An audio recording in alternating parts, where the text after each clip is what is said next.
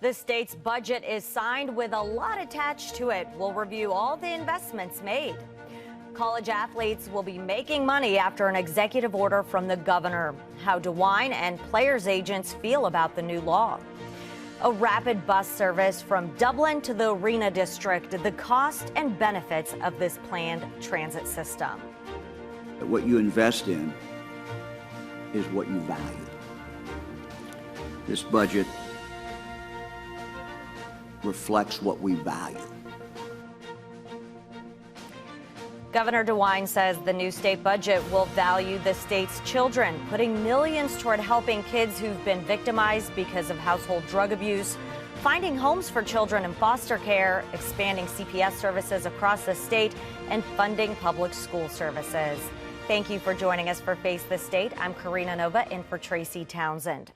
Another big line item in the 2022-23 budget, expanding broadband access. After the pandemic highlighted just how important internet access is to kids and working adults, the state's investing $250 million to expand broadband for the state.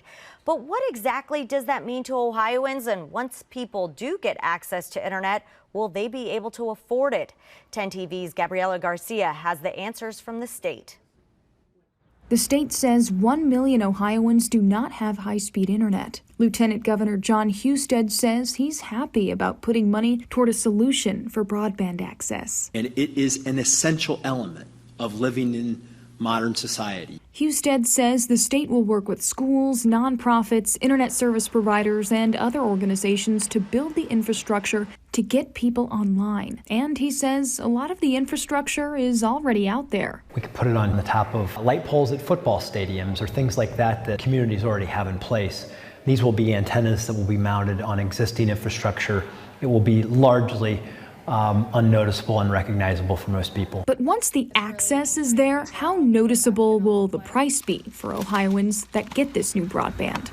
The lieutenant governor says new equipment for some people might cost up to $500 initially, then a monthly fee of $100. But he says the state's working to find more affordable solutions. We've run successful pilot projects in both rural and urban Ohio where we can provide people with high-quality internet service for $17 a month. Husted says he can't promise that price for everyone, but he's working with the newly allocated money with organizations to keep prices down. This money will not solve the whole problem, but it is important if we want to have an inclusive recovery and a society where everybody has opportunity. Broadband is an essential element of that. In Columbus, Gabriela Garcia, 10 TV News.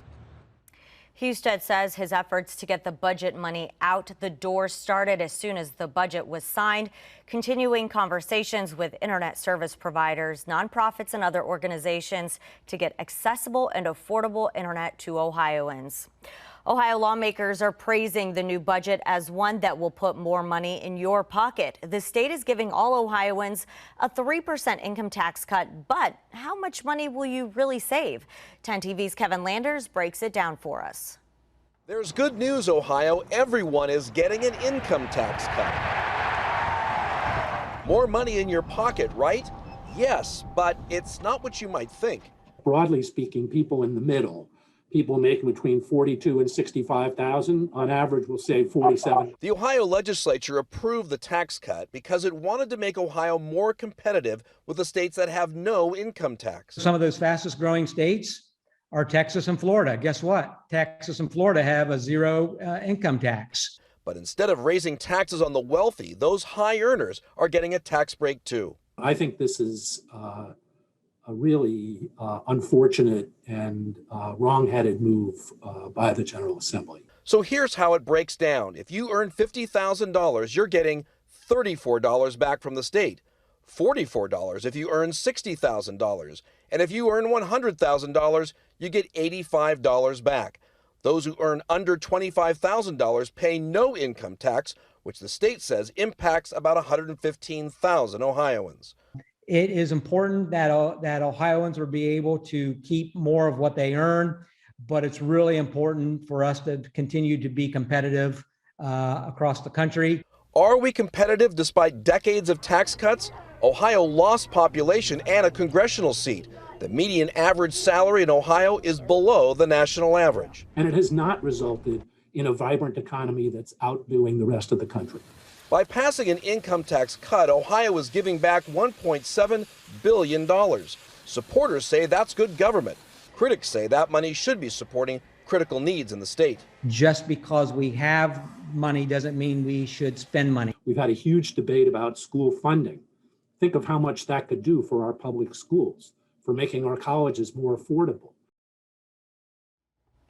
That was Kevin Landers reporting. In addition to giving a 3% income tax cut, the state also eliminated the top income tax bracket for the wealthy, which is now below 4%. Among other items passed in Ohio's $75 billion budget, the state will change the way schools are funded. Incomes and house values will now help determine how much local school districts can cover on their own. There was a big investment for children in Southeast Ohio as part of the new budget. The Appalachian Children's Coalition confirms they will receive $2.5 million. That group formed at the start of the pandemic to give a voice to families in the region. They tell us the money will be used for training and keeping child mental health workers. Robin Burrow, Bengals quarterback Joe Burrow's mom, is on the board of that organization. She says access to resources is the biggest need.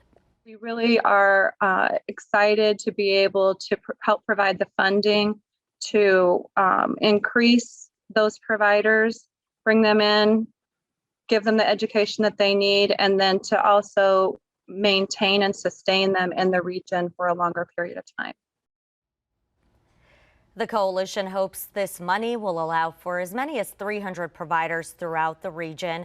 They say this will help address the child to provider ratio. Governor DeWine signed a bill that will give billions of dollars toward helping Ohio recover. The governor signed House Bill 168. It invests $2.2 billion from American Rescue Plan funding to local economic recovery efforts, improvements to Ohio's pediatric health care facilities, and improvements to water and sewer infrastructure. Governor DeWine says this is a very important bill that passed the legislature.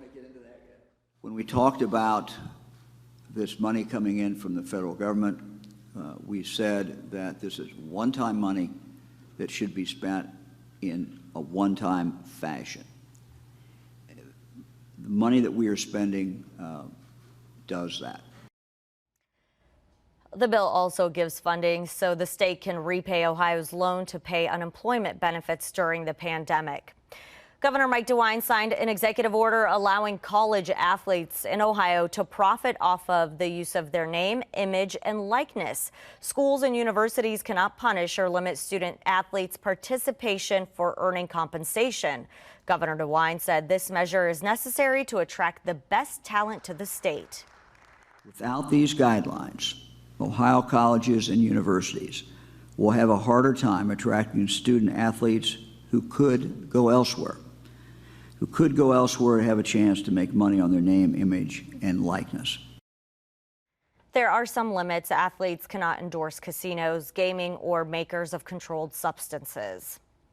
One key part of NIL is the ability for student athletes to hire agents to help them manage their money. One agent we spoke to says he's glad this has finally been approved for athletes in Ohio. It's a measure that's frankly long overdue to allow college athletes to benefit and share in revenue streams that are in large part a result of their talents and skills. NIL went into effect on Thursday in Ohio and 17 other states nationwide. We know that this roadway plan is not going to work. A Columbus neighborhood is on edge and upset over road changes City Council wants to make. On Wednesday, they made their voices heard loud and clear. Our Angela Reichert shows us why there's debate on the proposal on Little Turtle Way. With each car that passes, their passion persists. We want to save what we have. Pam Zink has lived here for 19 years. Oh, we love it here. Everyone loves this community. There's longtime residents. They like walking and they like the appearance, and they don't want too many people crammed in one area. And that's what's happening. A proposed road project in Little Turtle is causing a big problem. The city of Columbus wants to combine the north and southbound lanes of Little Turtle Way into one two-way road between Blue Jacket Road and the westbound ramp at 161. They're also calling for a roundabout at Little Turtle Way and Long Rifle Road. The city thinks this will improve traffic and reduce congestion. We live here. We know the roadway program is not going to work. Darlene Slater is the president of the Little Turtle Civic Association.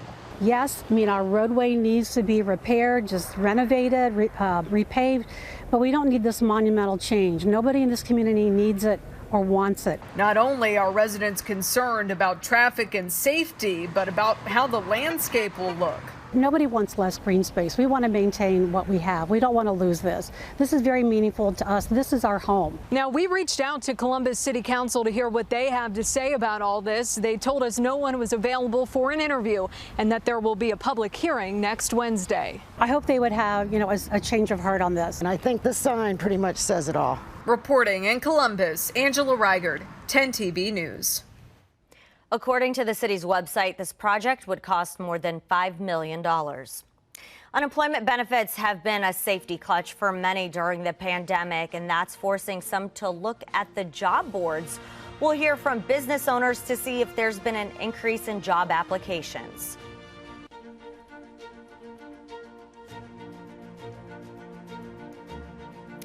Unemployment benefits have been a safety clutch for many during the pandemic, but the federal pandemic unemployment compensation program ended last week. That means no more $300 a week payments. Since that extra money has tapped out, the question is, how will this impact businesses and people applying for open jobs? 10 TV's Richard Solomon asked a couple of businesses to find out what they think. Baking the perfect cake is kind of like owning a business. Just a dab of icing on the cake board, place the layer on, make sure it's super level. Both take patience and helping hands. These are the type of things that excite me. I enjoy this. This was my dream. This is Joanna Williams' baby, Jay's Sweet Treats and Wedding Cakes. She opened it during the pandemic and it's still standing.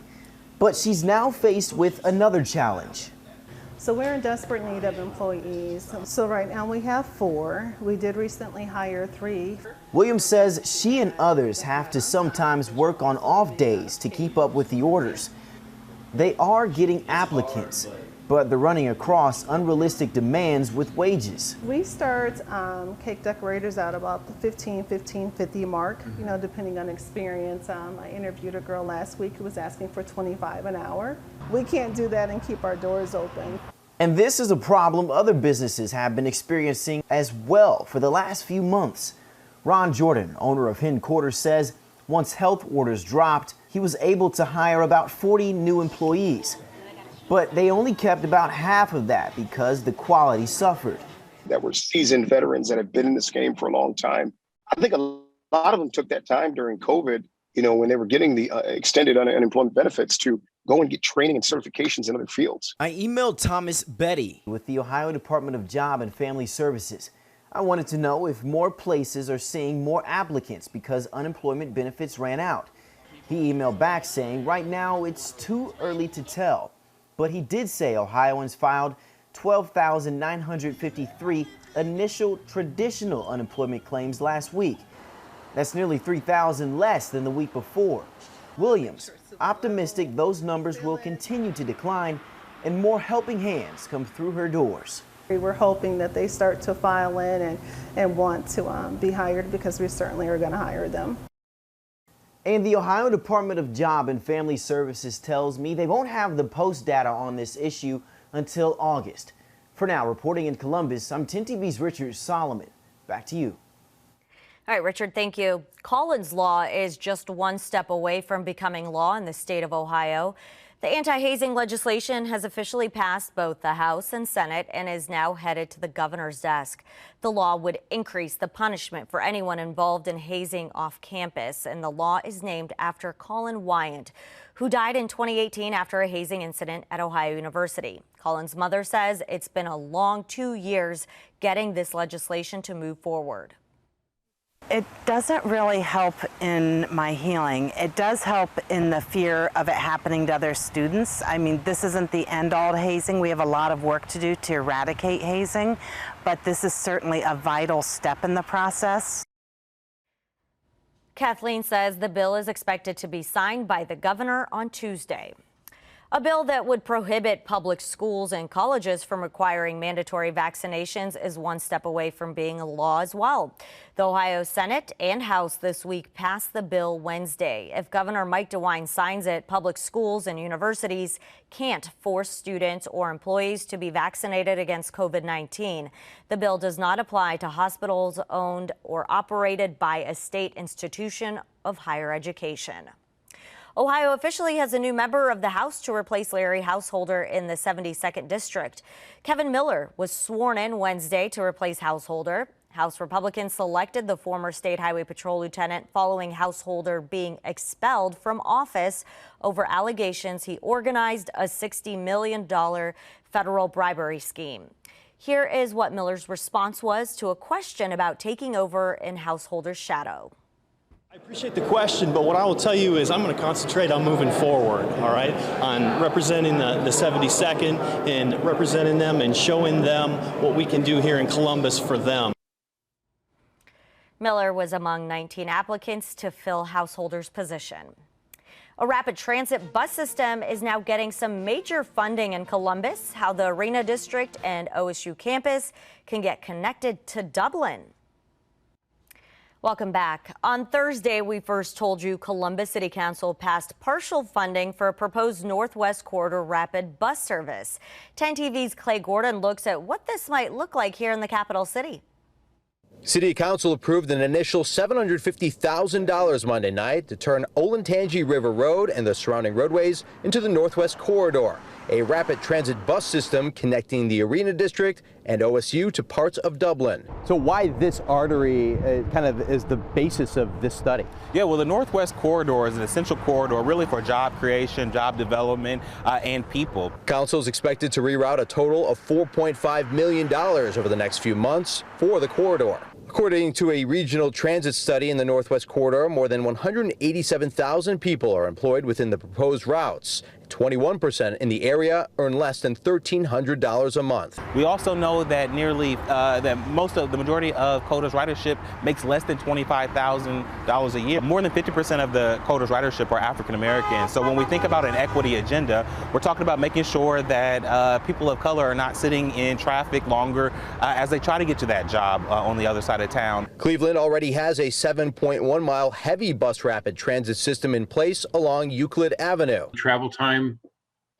decreased by about 25%, and the ridership increased initially about 40%, but then it peaked at about 60%. It was developed more than 12 years ago, and it came with a $200 million price tag. In the 10-year period from 2008 to 2018, we documented over $9 billion of construction value that happened in that 7.1 mile corridor. Cleveland also has a light addition, similar to the system proposed here in Columbus. It was $20 million. Council President Shannon Hardin says these express buses will have its own designated lanes and would connect with infrastructure already in place. CODA bus routes, walking and biking paths, and greenways.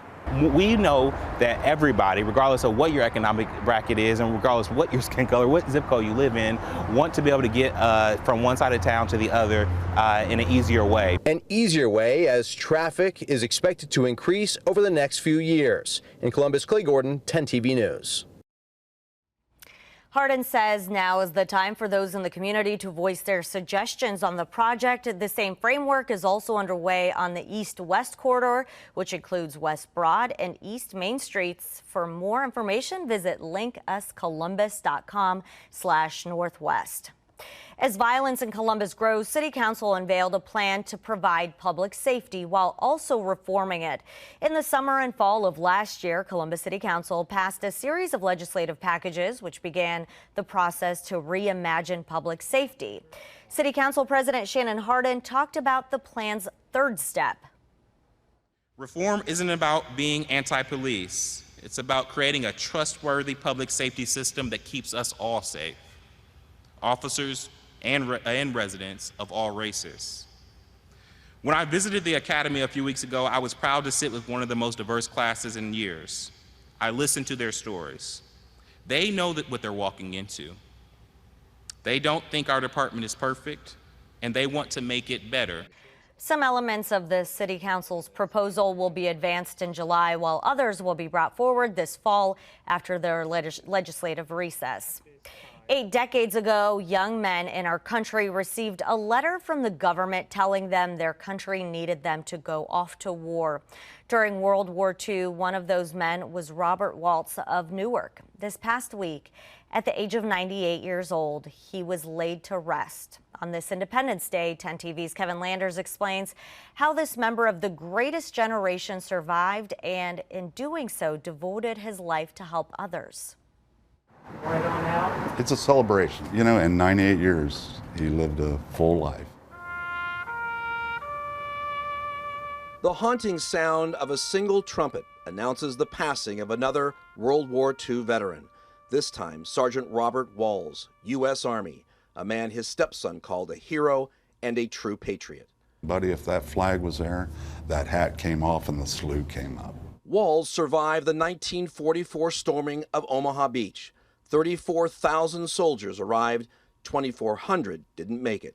He was armed with a bazooka and 2 shells along with his other gear. And he said, you know, we thought that we'd walk out and hit the sand and walk up, and they were in water over their heads. 8 feet of water. Walls told him he walked on the ocean floor until he could come up for air. He was the only man on his boat that survived. It's one of the few stories he told his family. To relive the nightmare, they say, was too much. Well, he would never watch Private Ryan. That was just too real for him.